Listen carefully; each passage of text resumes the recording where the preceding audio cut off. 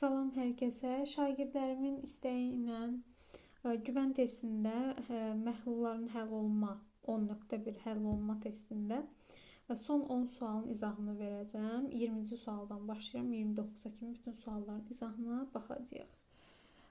Başlayaq 20-ci sualdan. Müəyyən temperaturda burada deyilir ki, X duzunun 200 qram 10% məhlulunu doymuş hala gətirmək üçün məhlulda əlavə olaraq 16 qram X həll edilir. Həmin temperaturda X-in həll olunma əmsalını tapın. Deməli, 200 qram 10%li məhlul əlimizdə var. Siz burada duzun və suyun kütləsini bilməlisiniz. 200-ün 10%-ni tapacağıq və bu da yiyəcək 20. Bu o deməkdir ki, burada 20 qram duz var. Məhlulumuz da 200-dürsə, 200-dən 20-ni çıxacaqsınız, 180 qram su olacaq. Bu məhlul doymuş məhlul deyil. Sadəcə bu məhlulda bu qədər duz və su var. Bunu müəyyən etdik. 16 qram X maddəsi həll edildikdən sonra doymuş hala gəlir. Yəni 20 qram maddəniz var idi. 16 qram da həll edildi. Oldu burada 36 qram X maddəsi. Tamam mı? Və məhlul doymuş oldu. Sonra deyir ki, X-in həll olunma əmsalını tapın. Doymuş məhlulda artıq biz həll olunma əmsalını hesablaya bilərik. Həll olunma əmsalı nədir? KH. KH-ın düsturu nə idi? Həll olunan maddə miqdarını bölürsünüz suyun miqdarına. Su onsuz da dəyişməyib. 180 tapmışdınız, elə də qalıb. Bölürük 180-ə, vururuq daha sonra 1000-ə. Bu da yiyəcək 200. 200 qram bölmüş litr. Bu olur sizin cavabınız burada A variantı. Baxırıq 21-ə. 21-də bunların həlli PDF-ində saxlayım. Aha. 21.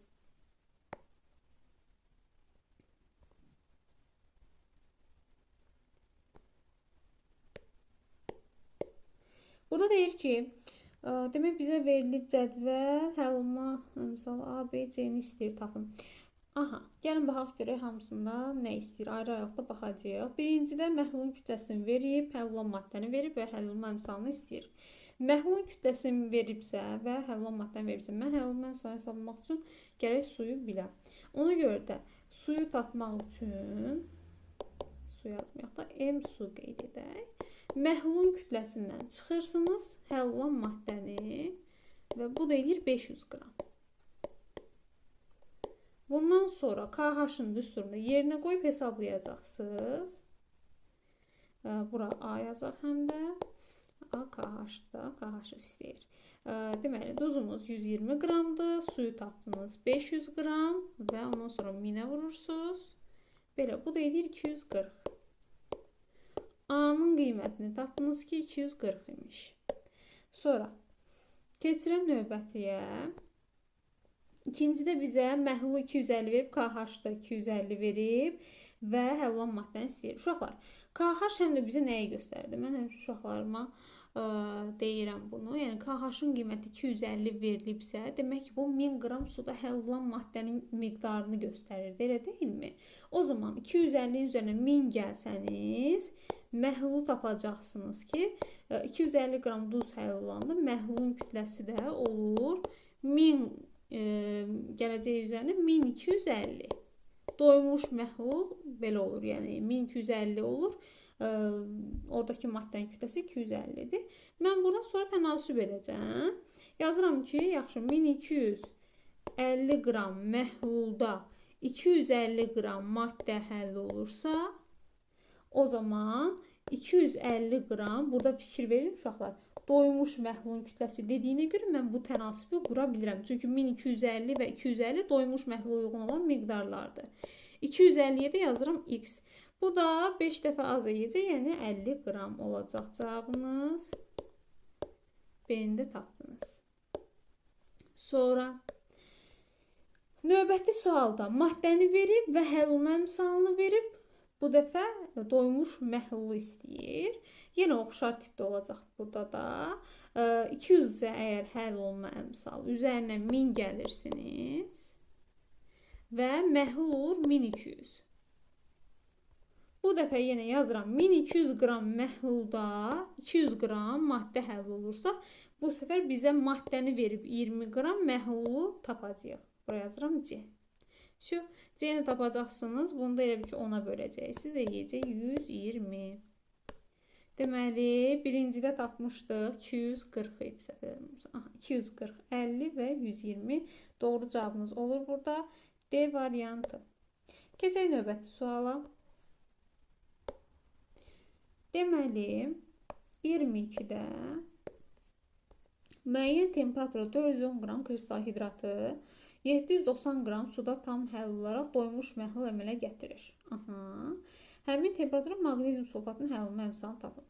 Bizə kristal hidratı verib, bir də suyu verib. Amma duzun kütləsini bilmirik. Biz burada ilk öncə duzun kütləsini tapmalıyıq. Onu necə yazırsınız? Deməli, 1 mol kristal hidratda, burada görürəm ki, 1 mol maqnezium sulfat var. Onun da kütləsi 120 qramdır. Bəs bu kristal hidratın 1 molunun kütləsi neçədir? Demək, 120 maqnezium sulfatdır. Suda 7 vuraq 18, 126-dır. Yəni, 120 qram maqnezium sulfata 126 ilə 120 ilə toplayanda edir 246. Kristal hidratın kütləsi olur 246. O zaman yazıram x qram duzda 410 qram deməli kristal hidratın tərkibinə daxil olar. Burada x-i tapsanız 410-u vurursunuz 120-yə və bölürsünüz 246-ya. Cavabınız olur burada 200. Yəni bunun içərisində 200 qram duzunuz var. Bu maqnezium sulfatın kütləsidir. Bizə maqnezium sulfatın həll olma əmsalını istəyir. Su nə qədərdir? Suyu bilməliyik bir də KH-ı tapmaq üçün. Deməli, burada 126 qramdır. Elə deyilmi? 126 kristal hidratın içində var. 790-da hələ deməli, su, 790 suda da bu həll olunur. Bir dəqiqə, 126 deyil, üzr istəyirəm. O 1 molundadır. Axı bizə 410 verib kütləni. 410 qramda tapdıq ki, 200 qram maqnezium sulfat var. O zaman yerdə qalan 210 qramı da 410-dan çıxırsınız 200. Suymuş. Belə. Sonra bu 210 qram demək tapdınız ki, kristal hidratın tərkibindədir. Və 790 qram suda həll edilib, məhlul yaranıb. Belə bir ki, bunlar da cəmləyəndə məhlulda olan suyun ümumi kütləsi 900 qram eləyir. 900 qram sizin burada suyunuz var. Deməli, son kütlələr duz 200 qramdır, suda 900 qramdır. Bunları yerinə qoyursunuz, KH-ı hesablayırsınız. KH da bərabər olacaq o zaman 200 bölək 900. Burası isə, çox üzr istəyirəm, dəqiqə yox, 1000 qram edir bu. 1000 qram hissələdim ki, rəqəm səhv eləmişəm, ədədlər xoşuma gəlmədi. Deməli, o zaman bura 1000 yazırsınız. Böldünüz duzu suyun kütləsini, sonra da vurursunuz 1000-ə. Deməli, burada cavabınız olacaq 200. B variantını götürəcəksiniz. Belə. Sonra keçək 23-cü suala. Burada deyir ki, maddənin həll olma əmsalının temperaturdan asılılıq qrafiki verilmişdir. Deməli, deyir ki, 50 dərəcə Selsidə birinci və ikinci məhlulları uyğun olaraq hansı nisbətdə qarışdırmaq lazımdır ki, 25%li məhlul alınsın. Mən bunu xaç üsuluna gətirmək istəyirəm. Hər bir məhlulun gəlin kütlə payını tapaq. Ondan sonra xaç üsulu ilə həll edək. Deməli, birinci məhlulda 20 dərəcə Selsidə KH 250-dir. Yenə dəfələrlə demişəm, yenə təkrar edirəm. Bu KH-ın mənası nədir? 250 qram maddə 1000 qram suda həll olub. Bu nə deməkdir? Bizim 250 maddəmizin 1000 suyumuz varsa, məhlulun kütləsi olur 1250. Mən buradan kütlə payını tapmaq istəyirəm. Duzun kütləsində bəllidir, 250-dir. Belə 250 böldüm məhlulu, yəni 1250-yə vurdum 100-ə. Bu şəkildə yazırsınız. Burada da ixtisarlarımızı edəcəyik. Daha sonra boyayacaq 20%. Burada omeganı tapdınız 20%. Omega 1 qeyd edək bura. Omega 2-ni hesablayaq. Omega 2-də də duzumuz 1000-dir. Baxın, KH 1000 verib. 1000 qram da su olur. Demək məhlul ümumi oldu 2000. Sonra da vururam 100-ə. Aha, burada tapıram ki 50% imiş kütlə payı. Demək 50 və 20%dir. 2 dənə məhluldur. Bunları qarışdırır və 25%li məhlul alınır. 25%li məhlul alınır. İndi gəlin baxaq hansı nisbətdə qarışdırmaq lazımdır bunları. Bunun xaç suyu ilə artıq yazı tapacağıq. Xaç suyunda da böyükdən kiçik çıxır. 25-dən 20-ni çıxırıq. 5 edir. Bura qeyd edirəm. 50-dən 25 çıxıram. Edir 25. Bura qeyd edirəm. 25, 5 və mütləq ixtisar olunmalıdır bunlar. 5, 1. Deməli, mən bu məhlulları 5-in 1-ə nisbətində qarışdırmalıyam ki, 25%-dir məhlul alınsın. Qaydası budur yəni. Sonra keçirəm 24-cü suala. 24-də deyilir ki, X-in həll olma əmsalının temperaturdan asılılıq qrafiki verilmişdir. Aha. X-in 50 dərəcə Selsidə hazırlanmış 300 qram doymuş məhlulunu, 20 dərəcəyə qədər soyudur və 50 qram duz çökür. A-nı müəyyən edin. Deməli, 50 qram duz çökür. Baxın uşaqlar, 50 dərəcədə 300 qram məhlul olub. Bunu 20 dərəcəyə soyudanda 50 qram duz sökür. Məhlulun kütləsi, yəni 50 qram azalır deməkdir bu. Məhlulun kütləsi oldu neçə? 250. Bu belə öz yerində. 250 olub. Yəni 20 dərəcə Selsidə bu 50 dərəcə Selsiyə aid olan məhlulun kütləsi idi. 20 dərəcədə oldu 250. Və söhbət məhluldan gedir. Ha, oradakı 250 isə duzun kütləsidir, onu qarışdırmayın. Burada isə 20 dərəcə Selsidə məhlulun kütləsini tapmaq istəsəniz, 250 duzlu, 1000 qram da su var, məhlulun kütləsi olur 1250. İndi mən belə bir tənasüb qururam. Mən gördüm ki, şərtdə verilənə əsasən 20 dərəcədə 250 qram məhlul tapdıq və bu zaman məhlul soyuyanda 50 qram maddə çökmüşdü. Qrafikdə verilənə əsasən baxıram ki, 20 dərəcədə məhlulun kütləsi olub neçə? 1250. Qrafikdə isə belə verilib.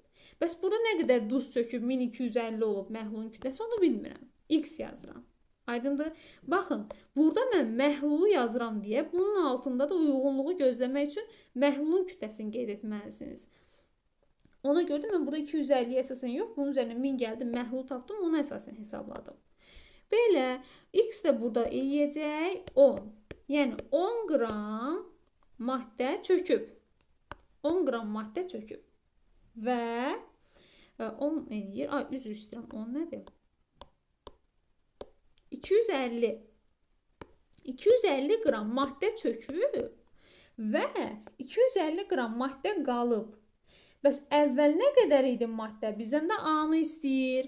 Bu çökübsə yenidən üzərinə gəlirsiniz. Buradan qeyd edeyim. A da bərabərdir. 250 olub. 250-si çöküb də. Elə deyilmi? Demək əvvəl 500 imiş bu. 500 qramın 250 qramı çöküb. Sonra da 20 dərəcədə olub. Duzun miqdarı 250. Cavabımız olacaq 50 dərəcə Selsidə A-nın qiyməti 500 qram. Belə. Sonra keçək 25-ci suala. Buradan qeyd edəcəm. Bizə nə istəyir 25-də? Müəyyən temperaturda X duzunun həll olma əmsalı 250-dir. KH bərabərdir 250. Buna uyğun olaraq da o zaman məhlulun kütləsi neçə olacaq? Həmin məhlulun kütləsi 1250 olacaq. Tamam mı? Məncə lazım olacaq. Gəlin qeyd eləyək elə bəri başdan. 1000 qram da su olur təbii ki. Mən elə 1000 gəldim suyu üzərinə və tapdım ki, məhlul 1250 olur. Bunları da buradan qeyd elədim. Bu da təbii ki, nəyin kütləsini göstərir uşaqlar? Duzun kütləsini, X duzunun kütləsini. Bu belə. Sonra deyir ki, həmin temperaturda X-in 200 qram 10% məhlulunu doymuş hala gətirmək üçün verilənlərdən hansıları həyata keçirmək lazımdır? Aha, 200 qram 10% məhlulumuz var əlimizdə. 200 qram 10% məhlula nə qədər duz, nə qədər su var? Gəlin bunu da qeyd edək. Bunun 10%-ni tapacağım. Yeyəcək bu 20 qram. 20 qram duz var və 200 məhlul olduğuna görə 180 qram da su olacaq. Bunu da öz yerində qeyd etdik. Amma bu doymuş deyil də. Doymuş olması üçün deməli 250 qram duz olanda 1000 qram su olmalıdır və 1250 məhlul olmalıdır. İndi bir-bir şərtləri oxuyacağıq və həmin şərtə əsasən biz artıq biləcəyik ki, necə hesablamalıyıq ki, bunu tapa bilək də.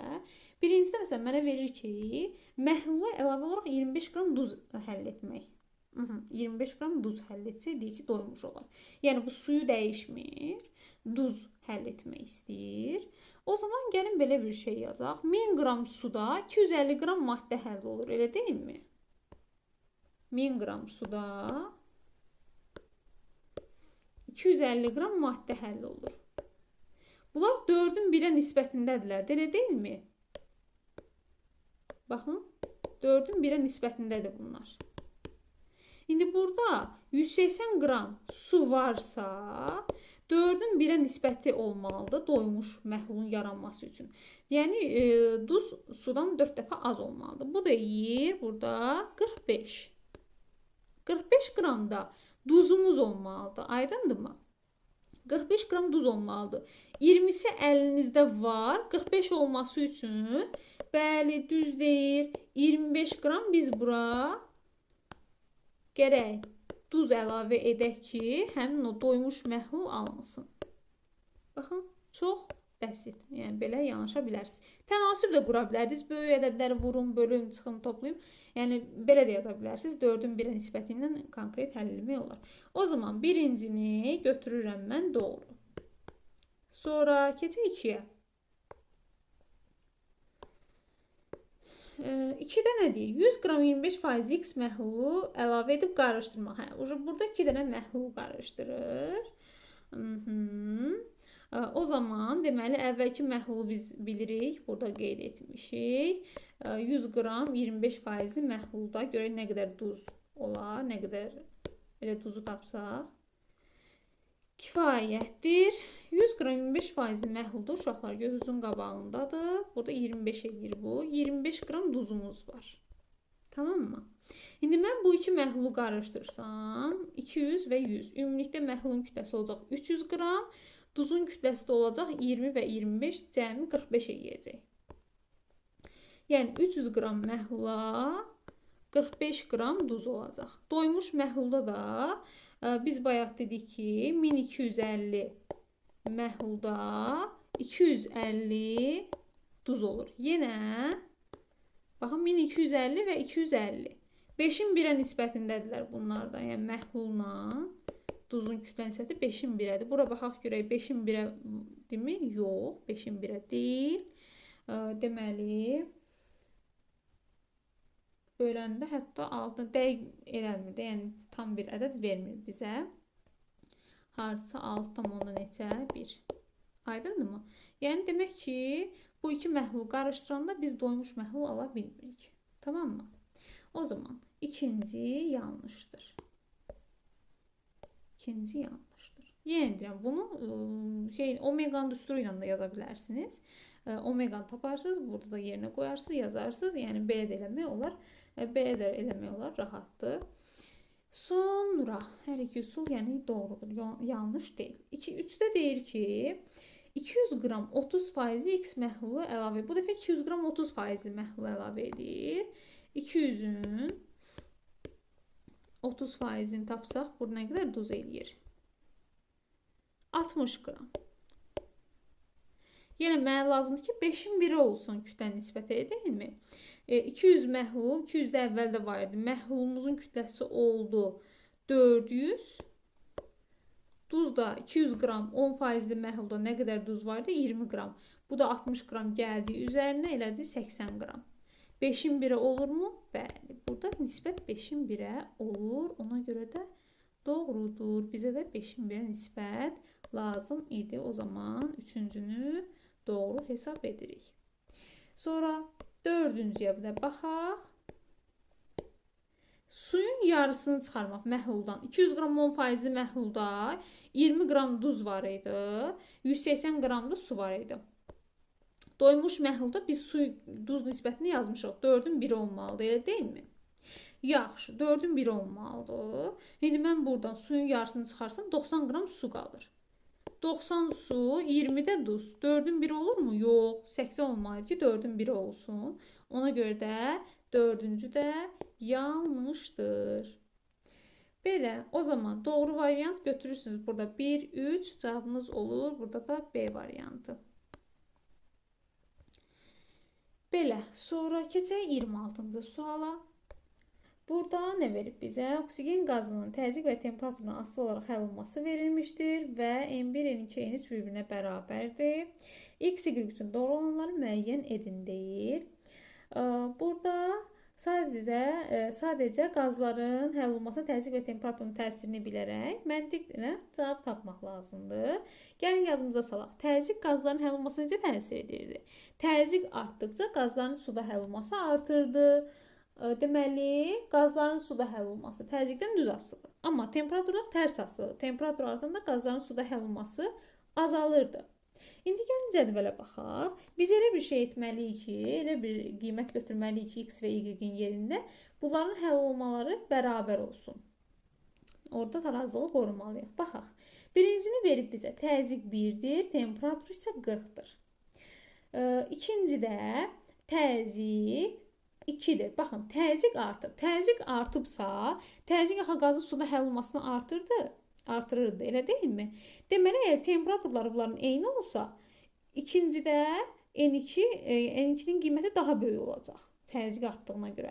Mən bunların qiymətlərini bərabərləşdirmək üçün o zaman elə etməliyəm ki, temperatur bunun həll olmasını azaltsın. Tamam mı? Və temperaturu nə vaxt qazın həll olmasını azaldırdı? Temperatur artanda. Elə deyilmi?